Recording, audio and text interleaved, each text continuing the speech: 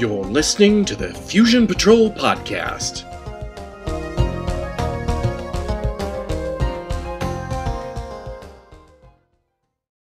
Hello and welcome to another episode of Fusion Patrol. Tonight, it's a very special episode of Fusion Patrol because not only do we have a guest host, Simon, joining us again from UK in Cardiff, I believe, home of Doctor Who. We do not have Ben with us tonight because of some technical difficulties. Some of you may know that we had a really nasty storm here in Phoenix, and we're still cleaning up, and Ben has been unable to join us tonight. So we're going to plow along and see if we can get by without his invaluable assistance. Simon is, as you may recall, joined us on our Who's the Best Doctor episodes, I should say, a while back. And he also, like Ben, has not seen Sapphire Steel prior to basically now. So I thought I would ask Simon, what did you make of the first couple of episodes in the series as a whole?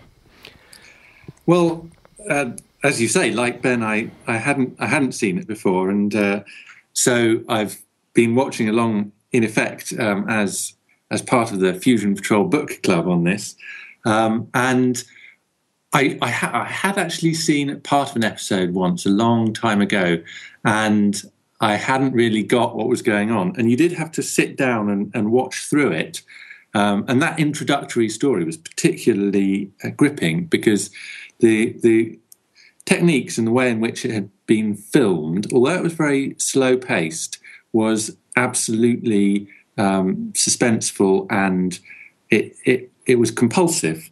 And I really enjoyed both the stories that we've had so far, and in particular that first one. I more or less agreed with everything that you guys said in the podcast. Second story, yeah, I thought that was a little bit long, a little bit less crafted perhaps than the first one, where I thought that it built up very nicely over its 6 episodes. While there were some memorable set pieces in story 2, it didn't necessarily all hang together as an arc quite as well. But I've been impressed with the series. I think it's very imaginative and scary and weird in a good way. Great. Well, we're going to be looking at the third adventure, which is frequently called the Third Adventure. I believe it's also called... They don't have names on the episodes of Sapphire Steel. I don't know if we ever really mentioned that before, but they've been given names by I don't know who, but I think this one's The Revenge of the Creature, or The Creature's Revenge, or something of that nature. Anyway, in brief synopsis... Sapphire and Steel arrive at a roughly modern apartment complex, and in this complex, human beings from 1,500 years in the future have set up some sort of a base. Not only does the presence of the future humans present a threat to the entire human race and species, but there's also a sinister force of time that also threatens everything. Initially, because they're unable to enter this sealed times capsule, Sapphire and Steel are joined by Silver, played by David Collings, who is a technician, and he is there to get them in, help them with technical issues. Ultimately, it's revealed that the truth about the Time Force is that the travelers from the future have brought it with them, and that this is a sort of judgment for the crimes of future humanity. And so, with that as a kind of brief canvas, what did you start off with? What did you think stood out or didn't stand out about this episode? Well, I think at first glance, the most obvious thing is the setting and the fact that it is after what you might regard as 2 almost timeless stories. One in an isolated house. We never really get to see the house. It's the interior of the house. There are by the nature of the story, there are lots of old clocks and other old artifacts in the house, and you don't quite know when the time is. The deserted railway station, where you've got time bleeding through there, and you don't quite know when the railway was abandoned or when the present day is. With this one, it's very explicitly contemporary. It's although both Sapphire and Steel and the people from the future are not of the time, the building and the capsule and the world outside are all 1980. And so are the furnishings. And I guess if you ask me what first stood out, it was the furnishings inside. And I think this is one of those things with science fiction stories where you tend to, particularly with time travel, and you notice this in Doctor Who as well, where when you go back into a period in the past, you get very meticulous recreations of how things might have looked then. But when people start thinking about the present or the future, they project what things look like now. So to get something ultra-modern, they've created something that 30 years later looks pretty dated. Pretty dated. Yeah, I don't know what you thought. Yeah, it does have that. It does have that sort of futuristic 60s future cheek. Obviously, looks terribly, terribly out of date now. Although you occasionally see that stuff at IKEA still, kind of some of that style.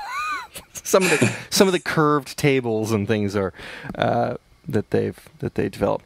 I kind of liked this episode. I certainly liked it better than the second one, but it's once again, it's kind of interesting. Sapphire and Steel are there because these people from the future are there, and the threat is that the people from the future are there.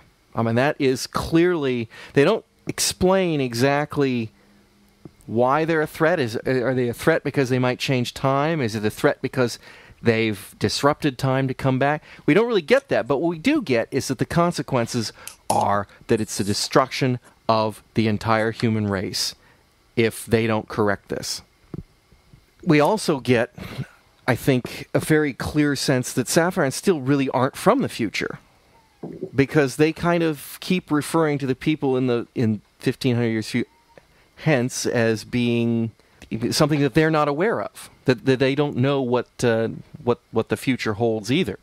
So I kind of would thought of Sapphire and Steel as sort of timeless, where they could just show up anywhere. But now I kind of feel like maybe Sapphire and Steel are somewhat wedded to a contemporary setting after this story. Yeah, that set me wondering, because the scenario, such as we know about it, doesn't. And the fact that the way in which they talk about the Earth doesn't suggest that there's any particular reason why they should be always visiting a certain area of space and time. And yet, in 3 stories, for obvious reasons perhaps from the viewer's point of view, but nevertheless, in 3 stories, we've seen Earth in circa 1980, more or less, and as you say, Sapphire and Steel were clearly unaware of what would happen in humanity's future, whereas you'd have thought if they had actually been hopping around, they would know a little bit more about it. Right.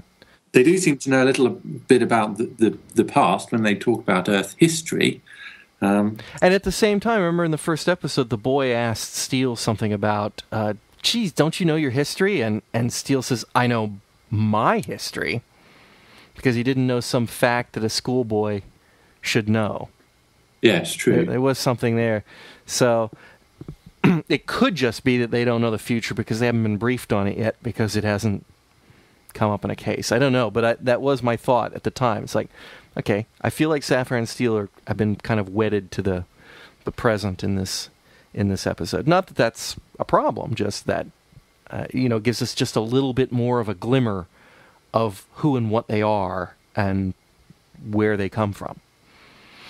And I think we might as well just jump right into that. I mean, if this episode, amongst other things, it does explore Sapphire and Steel as a team a little bit more, in a relationship, if you will. And by throwing Silver in there, the technician, shows up some new aspects in Steel's personality, among other things. Well, Silver clearly fancies Sapphire. Well, then why not? That's not subtle, is it? No, not really. And obviously, you kind of get the impression Steel does too. Well, there's a certain amount of jealousy seems to be provoked by that, and yeah, it somehow it counterpoints their relationship. I thought in the last story, particularly because of the length and the fact that Sapphire and Steel were centre stage in that. In this story, like the first one, within the characters in there, the future people, there is, if you like, a story in itself. Within the last story, we just had the ghost hunter, if you like, and the ghosts. And the ghost hunter obviously couldn't sustain a conversation on his own, so everything we found out about him was in dialogue with Sapphire and Steel. So they were centre stage, and there was something about I can't remember the exact line, but Steel mentions working with Sapphire and there being something about that was why he loves her, and so there's obviously a very sort of close relationship going on in that. And that develops over this. In this, you get the sort of the romantic element of that brought in by Silver's appearance and both of their reactions to it. Sapphire's a bit flattered by it, and Steel's obviously a bit put out by it. And Sapphire is very almost flirty in this episode. I mean, she's definitely flirting with Silver, but there's a scene where Steel is nearly killed, or at least endangered, and Sapphire saves him by what appears to be levitating around the edge of a building and holding Steel in place instead of him falling. And as she kind of drifts away from him, she's caressing his hand as she goes. It's a very deliberate act. She puts her hand on his and just kind of, it's not exactly, a gropey caress or anything, but it's definitely very intimate. It's definitely an intimate moment between them, not just the "I saved your life." Yes. And that comes before Silver arrives, and then when Silver arrives, he talks with Steel because Sapphire is put in danger and disappears, and so Steel is clearly worried about her. And Silver kind of pokes him with a stick a couple times about that, and it does get a reaction from him. And we've seen it not only does Steel care about Sapphire, but we can see that he's clearly jealous of Silver. And I don't know what to make of Silver. He almost seems like he's just doing it. I mean, okay, he fancies Sapphire, great, I can buy that. But it almost seems like he's doing it to be a troublemaker. He has far more character than either Sapphire or Steel, I thought. Yes, there's something about it where you feel that there's more reality to him. I don't know if that's quite the right word, but he feels like he's more of the time. I suppose it almost fits in with the thing of this story being one that is set in the present day and having a distinct contemporary period feel to it. And both Sapphire and Steel, apart from possibly Sapphire's hair and costume in this one, both of them seem to have slightly more timeless, that their performances are quite reserved and designed to leave you wondering a little bit. And like you say, there's a lot of business going on with Silver, and a bit of chit chat, and he's a little bit more flash. I get the sense. Go figure. Silver. There could be something to that. There could literally be something to that Silver is all shiny and bling, I guess. And Sapphire and Steel are both cold and hard. Yes, and well, I'll get to it later, but Sapphire shows that she's just as hard as steel in this episode later on, I think. And we have met another of the I don't know what lead the elementals, are they? That's a good question, because obviously Sapphire and Steel neither are elements, but yeah, operatives. I think operative is probably the operatives. So yeah, and we've met lead before, and obviously strong, but a bit of a softie when it comes to the kids, kind of thing. Yeah. The other thing that did strike me about Sapphire and Steel themselves, partly to do with their relationship, but partly to do with what we know about them, was the discussion later on about, because there's a child in this story, and I think Sapphire's talking about when Steel would have had a childhood, and mentioning a time when Steel wouldn't have existed, which is interesting given the concept of time we've been encouraged to think about with them sitting outside it. How could there be a time when Steel wasn't there? Yeah, I think they zapped Silver with the go back in time hand of the creature, or one of the creatures, and Steel made some comment that I can't picture Silver as a child, and Sapphire says, I couldn't picture you as a child. And I can't remember what Steele's response was, but he said something like, I had a very upright child bringing, or a very, I don't remember what the word was, but it was an odd choice of a word. But it's interesting that Sapphire and Steel clearly think that their kind do have childhoods, because they would know from themselves, but they don't know anything about each other's at all. As if they were, plucked out, met each other as adults, and have never really discussed their past in any way. It certainly seems a little bit strange after just 3 stories. I've already become accustomed to the idea that they are so other that they wouldn't have any childhood like that. But it's difficult to imagine how Sapphire and Steel began. They almost feel like they arrived fully formed. That's how they should. Yeah, how they always were. And I wouldn't expect them to get older. I wouldn't expect there to be 15, 20 years on David McCallum and Joanna Lumley as 15, 20-year older people playing the part and going, they're getting a little gray around the edges or anything. I don't see that. They need to be timeless. Is really the word for it. I thought this story was again. It was a little bit oddly paced in 6 parts. I don't know if you noticed this, but they spent 4 of the 6 episodes on the outside trying to get in. So there are people on the inside of this perfectly sealed time capsule, which is sitting on an apartment complex and mimicking the a floor in the apartment complex.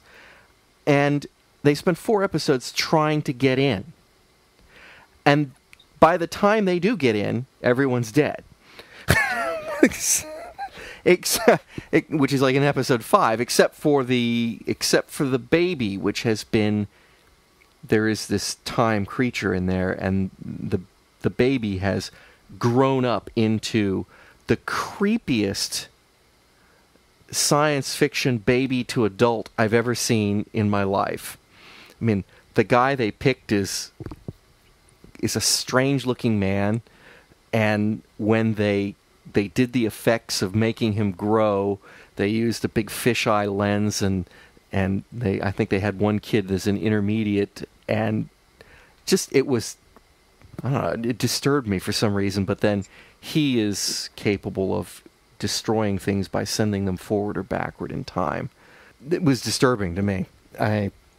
He was. It was a very disturbing concept in a sense. Although it did transpire after at least an episode or 2 that he did have some language. He essentially appeared to have the the consciousness of the baby in a man's body, which was very, very weird at the least. Yeah, and of course he was taking instructions from the creature that had spawned him forward, and it was doing its will. But he did have some humanity in him, because he was able to be persuaded that he would prefer to be in his crib and warm and have a bottle kind of thing than just go around and zapping people. Yeah, he seemed to have a baby's instincts. Yes, even if he was acting against them in some cases. I did think that was among the things that really worked terribly well and were scary in this episode. The baby was one of them, and also I think this is somewhere where the use of music in the series generally has reinforced that kind of effective, chilling scariness, because in this one you get the theme from Brahms's Lullaby repeating over and over, and of course it starts off just as a lullaby for the baby, but very quickly it morphs into something far more sinister, and it's quite similar to the way in which Roll Out the Barrel was used through all that whistling and singing, and a jolly song became a sort of scary theme, and it rather than using sort of overtly scary music, it's a very clever way of subverting something, I think. Yeah, that really worked. So I mentioned that by the time they get in episode 5, everyone's dead. Well, of course, things don't quite work out that way. They save them from being dead and bring them back. But let's talk a little bit about these people and their mission. What we learn is that there are 3 teams of people from 1,500 years in the future, and they have been placed in 3 separate capsules in 3 different places. The master one is sitting on this apartment complex, and it mimics the apartments below. And then there are 2 more, a rural location and a provincial location. Which conveniently have exactly the same floor plan as the set of apartments. Which is very cheap, but it is odd that it matches the set of the apartments. Yes, it's like, okay. And the capsules are invisible, so that if you're on the outside, they are completely sealed. The people inside cannot get out. No one outside can see it, although you can walk up against it. And I must say, I will give kudos to the production staff on this. Far too many times when you see a show where somebody walks up against an invisible wall, you have them mime an invisible wall. And on this one, they at least threw up a sheet of glass that Steel and Sapphire could bump up against. If you shoot it right, you really can't see the glass, but they actually had something there so that they could walk along it, or they could, in most cases. I think when he was on the ledge and about to fall off, they may have cheated a little bit, but I thought that was a nice use of practical effect, which is just totally a tangent from what I was going at.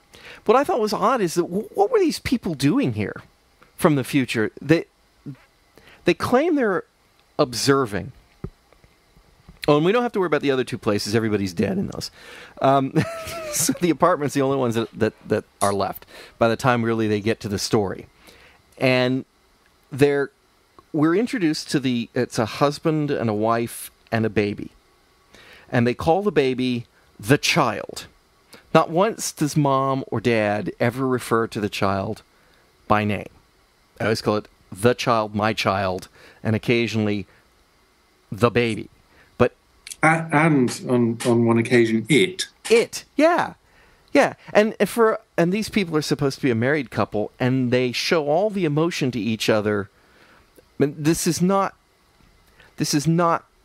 the lack of quote unquote romantic love that you get after you've been married 30 or 40 years kind of thing. This is almost a collegial distance between them.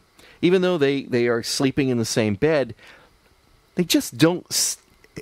Just every once in a while, you just see a little handhold or something, but otherwise, they just seem totally not a couple.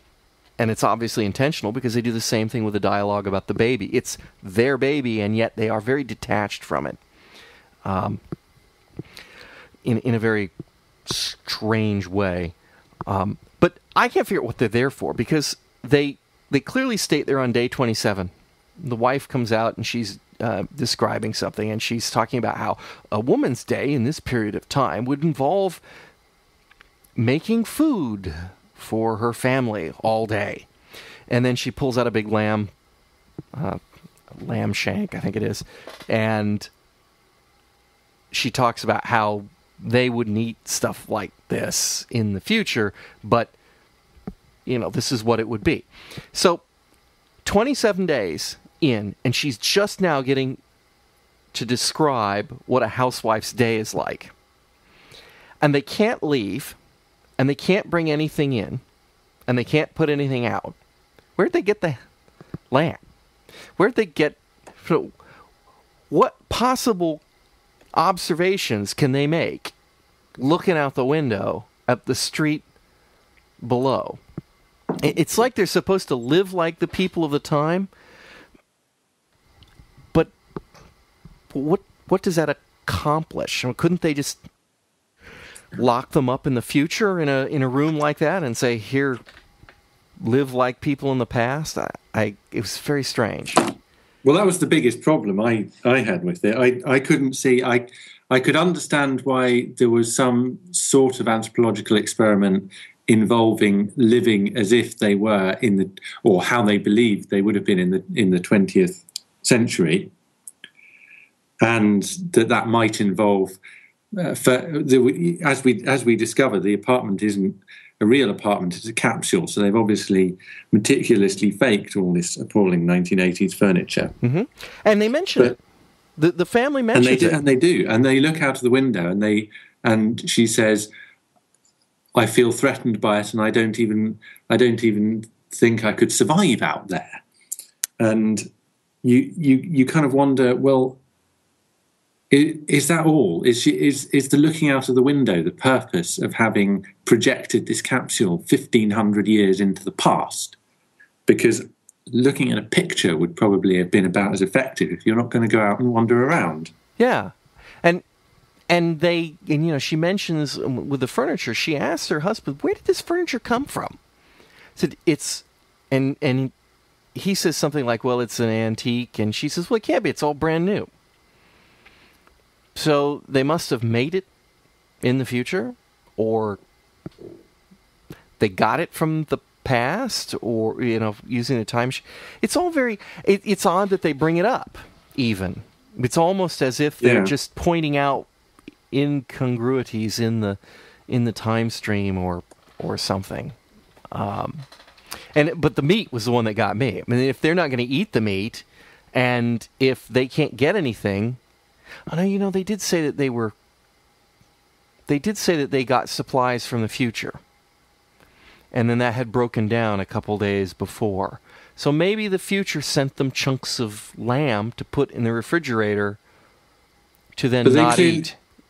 They do state they don't have animals for anything other than scientific purposes. It doesn't sound like they eat meat. Right. And she clearly said, they wouldn't eat this stuff.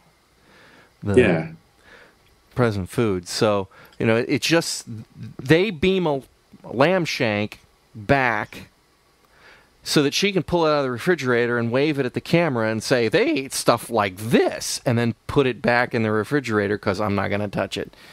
Very, very poorly thought out experiment, I think, from the people in the future. But, it could just be to prove they could do it. Well, yes. Certainly it didn't have a clear sort of set of what would be successful outcomes from it. And didn't obviously have a very successful outcome.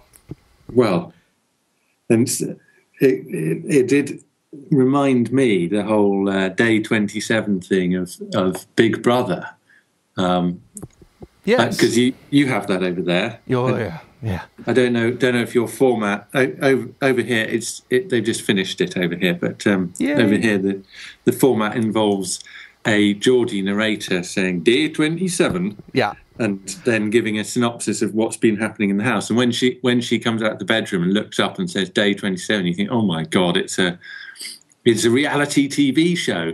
And it is a bit like that in the sense that, they've been locked and isolated inside a fake flat, and the circumstances are very, very similar. They're being monitored. They're living as if it's real, but they know it isn't. It's all very similar to that, but the purpose isn't there. Yeah. Whatever. I mean, you could argue that it's not there for Big Brother, but I guess it is in the sense that some people, for some reason, watch it. So that kind of makes sense to me watching it now, that I can make that parallel.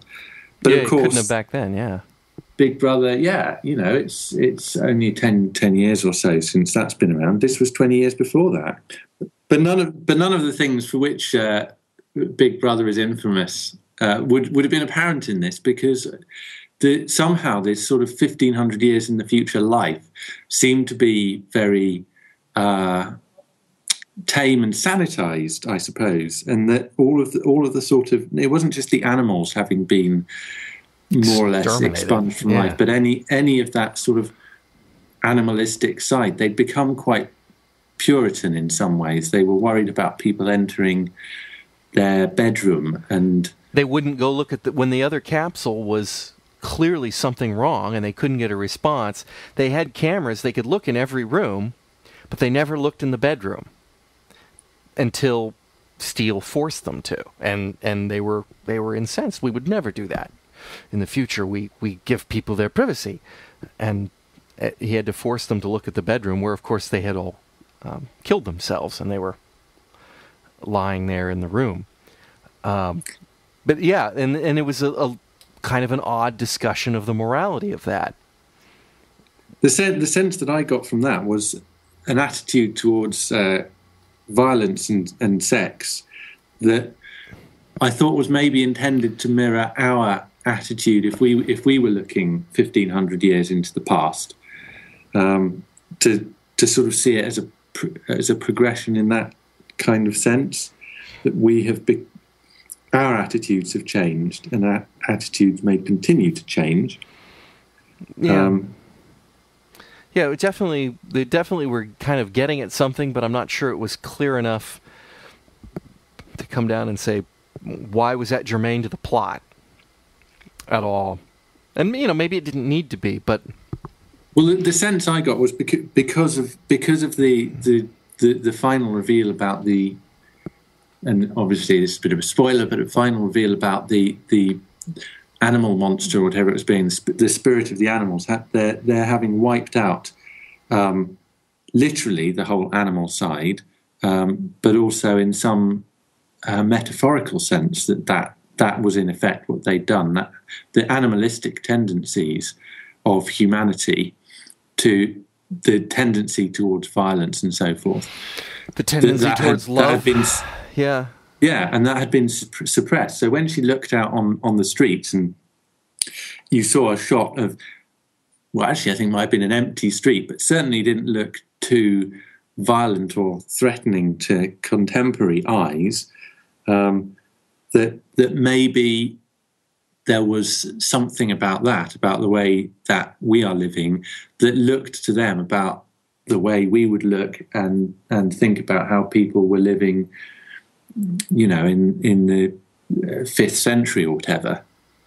Yeah.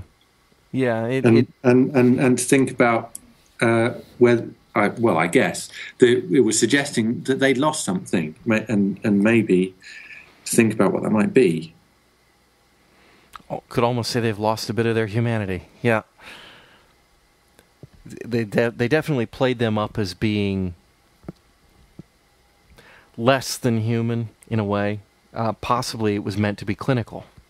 Yeah, that was how it certainly seemed to me.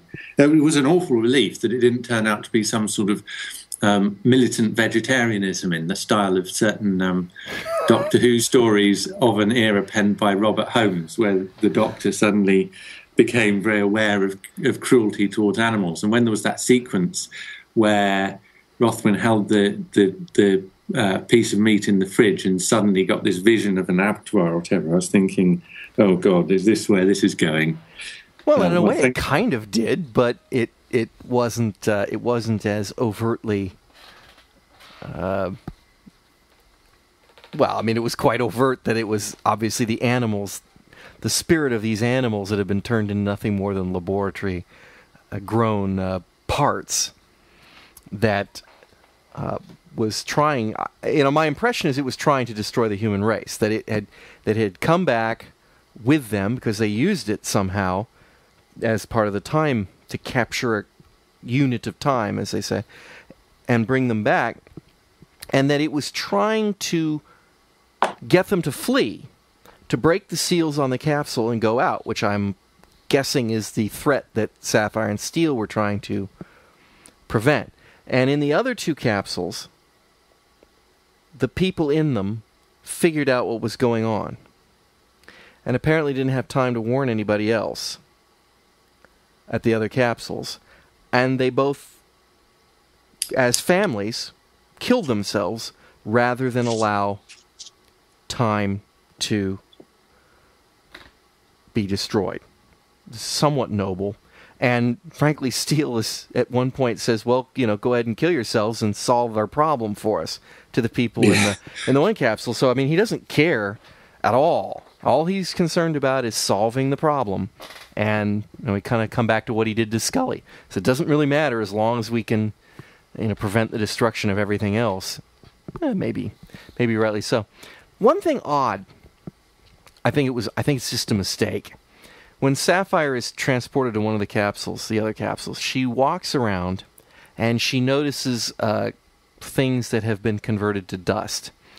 And this is exactly the same way that the baby, when converted into a man, if he touched things with one hand, they reverted to their base elements, and if he touched them with the other hand, they aged until they reverted to their crumbling elements. We don't really see that. He's mostly using the backhand, I think, to dissolve doorknobs and cups and things like that. And so we see that happened in at least one of the other houses. And yet, from the dialogue, we learn that the family, the husband, wife, and the two kids, all agreed to kill themselves. So who was turned into an adult and ran around turning things into dust? So it didn't really. Wouldn't there been a kid missing in the suicide pact if that had happened?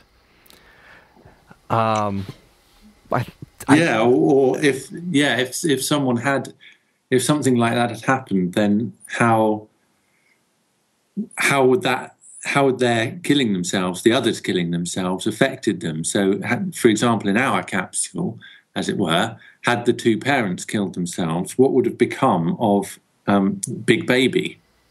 Yeah, and they do state, the woman states that she feels like she wants to flee. The creature is trying to inflict an emotion on them initially to flee, to escape, to get out. And that kind of makes sense. But then if the baby goes along and just wipes them out, isn't that mean that he's failed?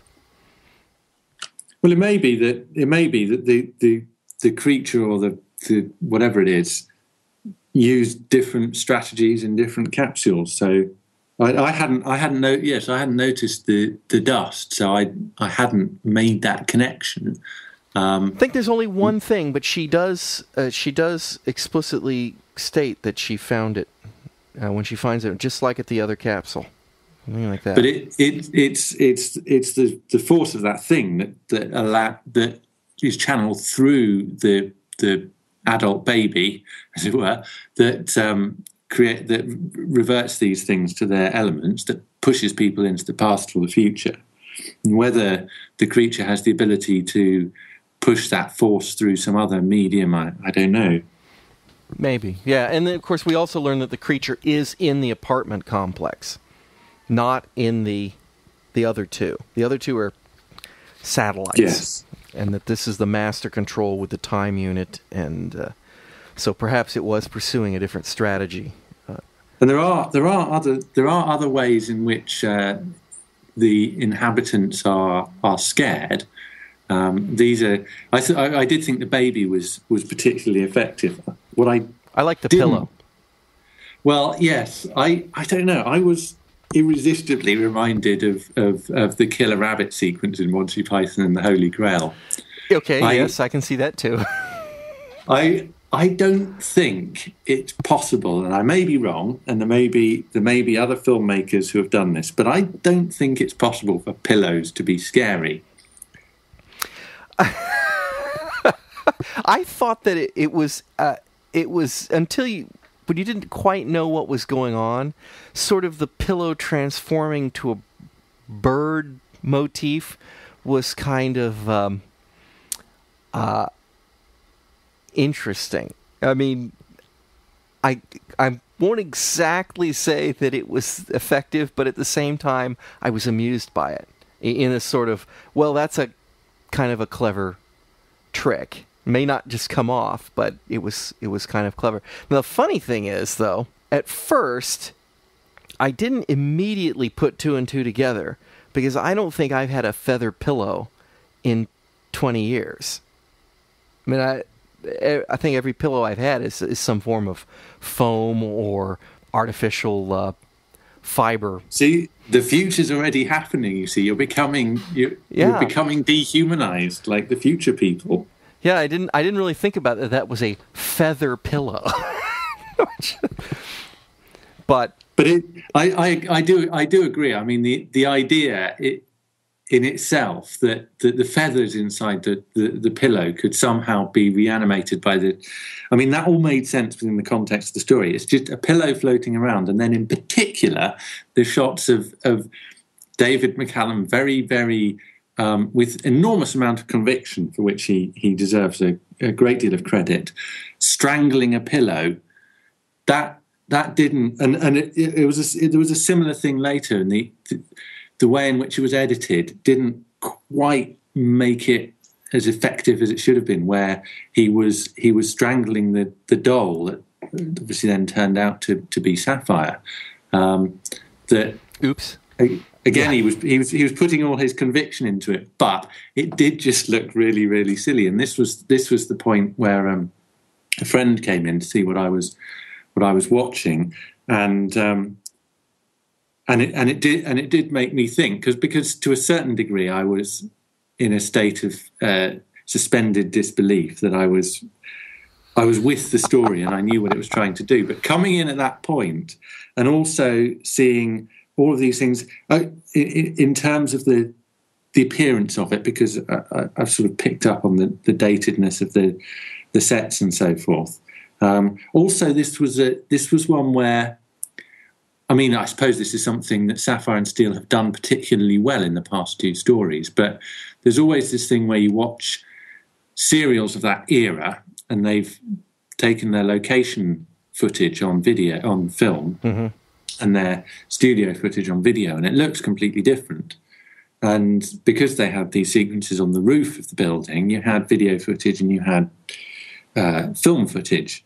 And so overall, this story didn't look nearly as good as the previous two.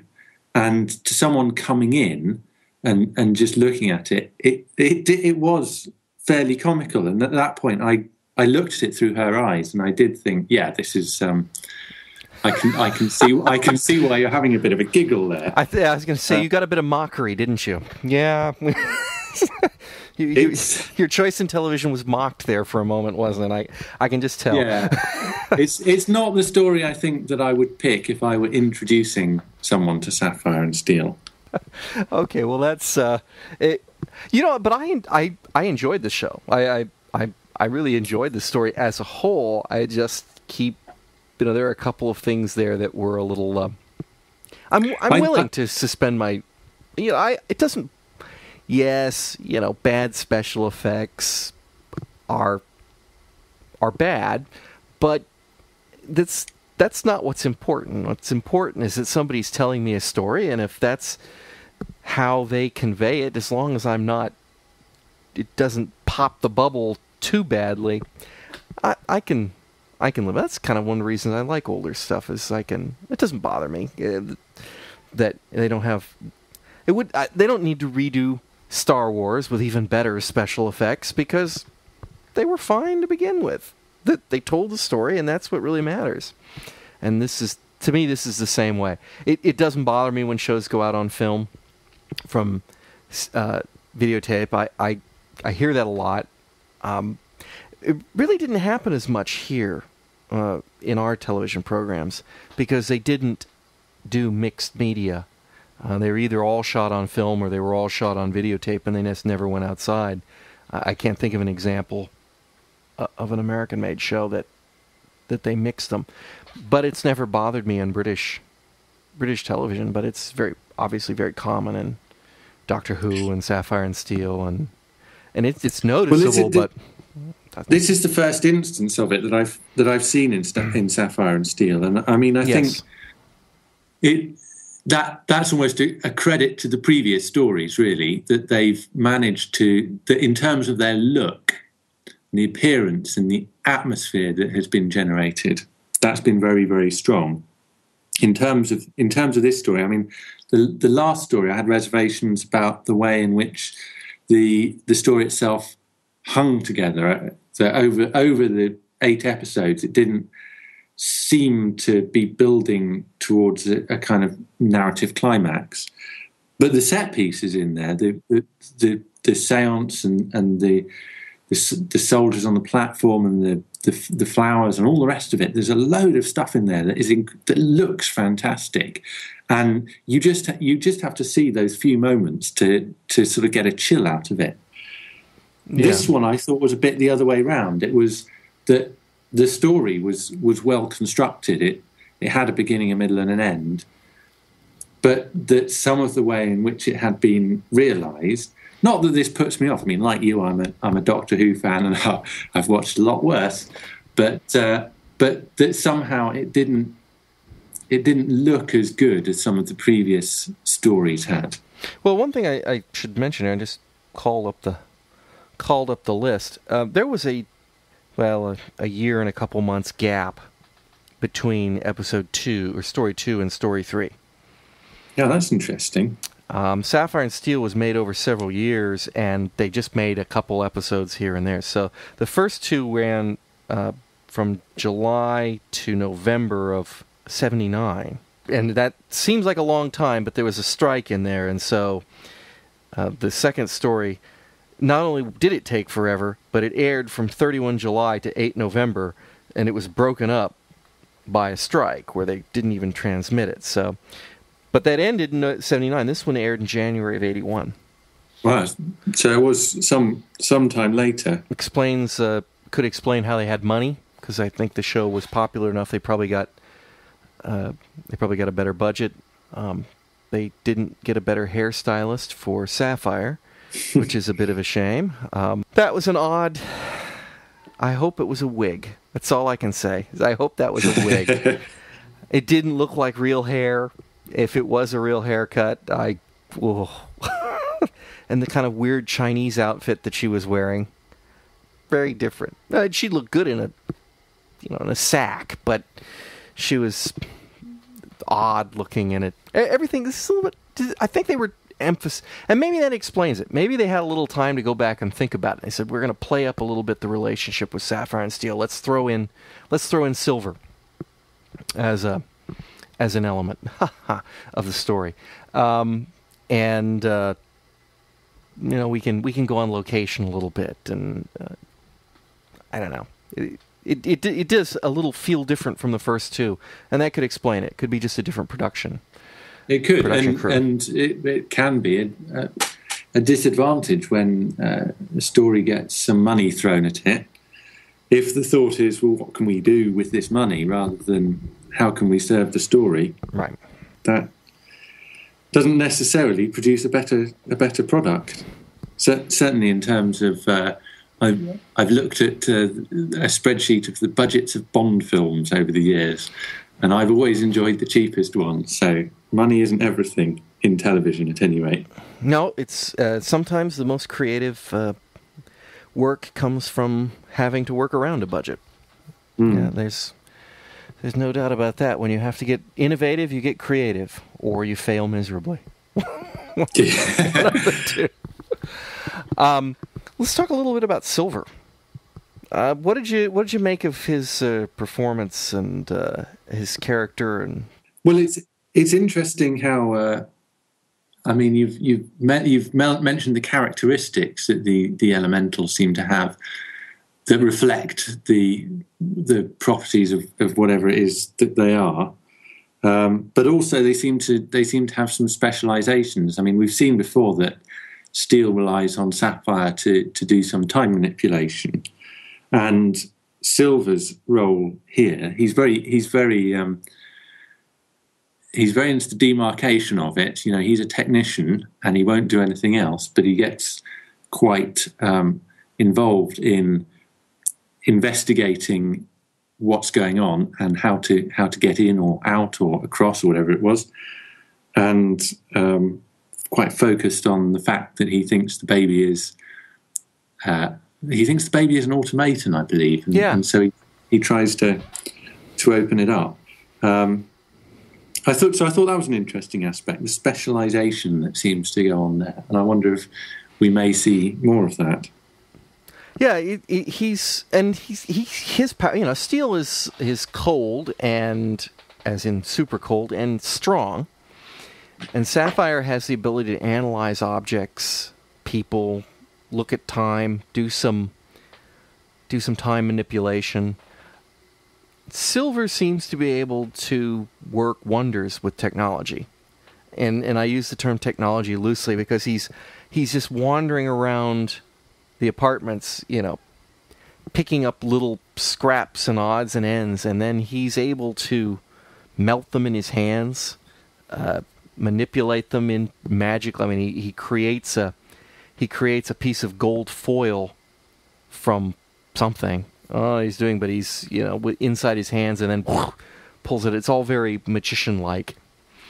I mean, he's very focused on that technology aspect, and he gets that job done, and in a very non-technology way.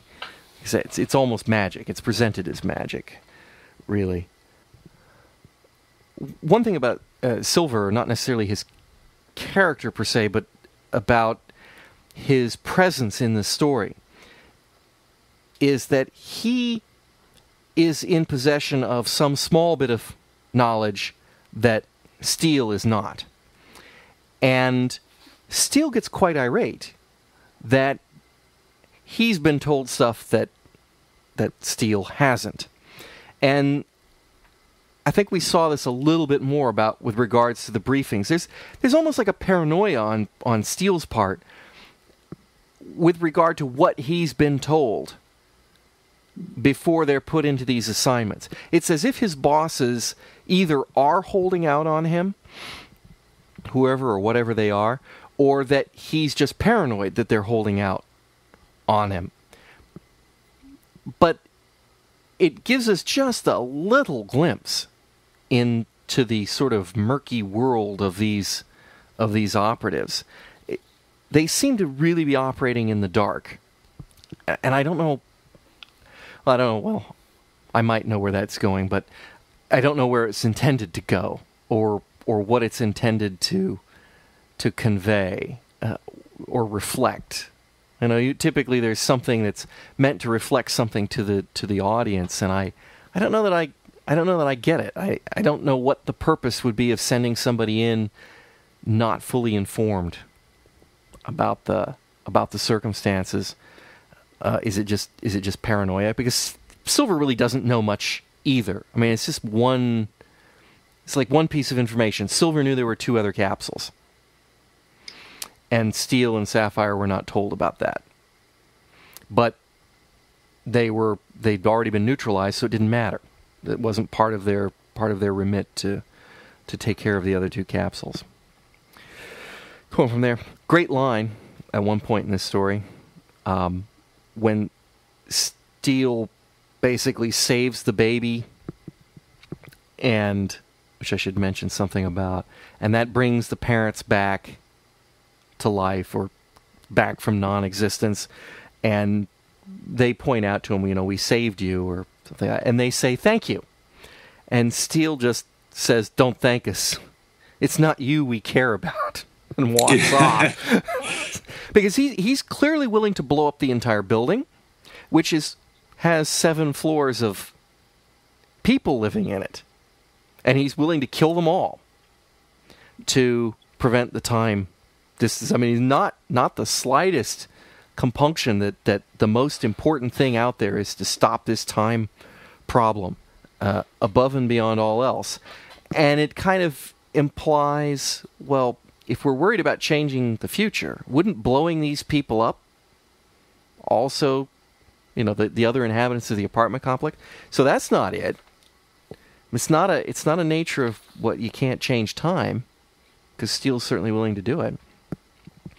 But Steel changed time at the end of story 2. That's right, and he got his result out of it. So I guess blowing up this building wouldn't be enough of a problem. There's stuff that there must be things we don't know about the effect that different decisions would have on time somehow. Right. That we're supposed to take on trust.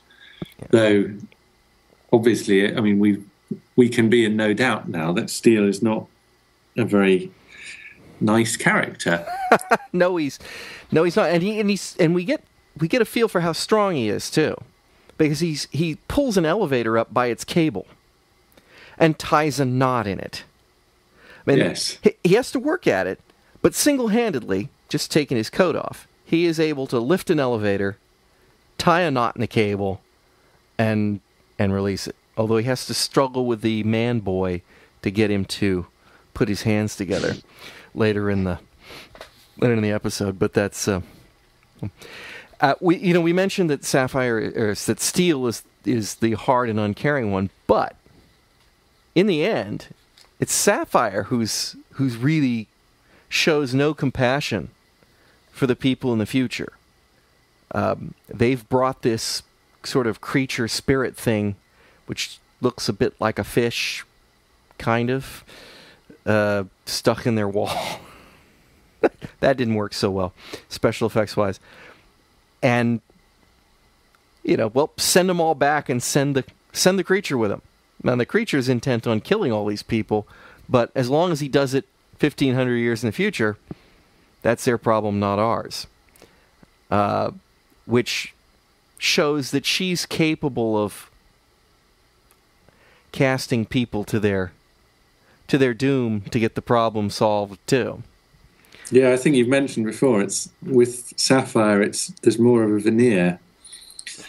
Yes. There's apparent sympathy there, but underneath it, there's not really a lot more compassion at all. Yeah. Well, I think that's basically it, unless you've got any other points that you would like to cover. No, I think that covers it. Well, in that case, I guess my final summary would be: it was good. I enjoyed it. I would certainly recommend it. Although I think Simon nailed it earlier when he said this might not be the first one I'd show somebody. I think this show kind of has to be, even though it's not one continuous story. I think they need to introduce the elements, and you need to move on from one to the next, or else it's just a little too weird in its way. Would you concur? From my point of view, I think the real strength of the series is to do with both the sort of slight otherworldliness of it, but also the atmosphere that it creates. And in terms of that, it's not as atmospheric and sinister as both of the preceding stories were. That in those stories, a lot of care was given to building up a kind of tension and real sense of menace out of almost nothing. Whereas this, there's more to it, like you say, but it doesn't. For me, it doesn't quite achieve the same. It doesn't achieve the same impact.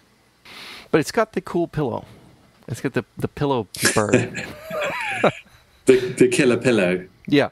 Next time, Ben will hopefully have recovered from all his hail damage, and he will be back with us. And we're going to have Simon on again sometime, although probably not on our next episode, which we are going to be looking at another episode of the Star Lost, I think is my next assignment for poor Ben. And thank you all for joining us.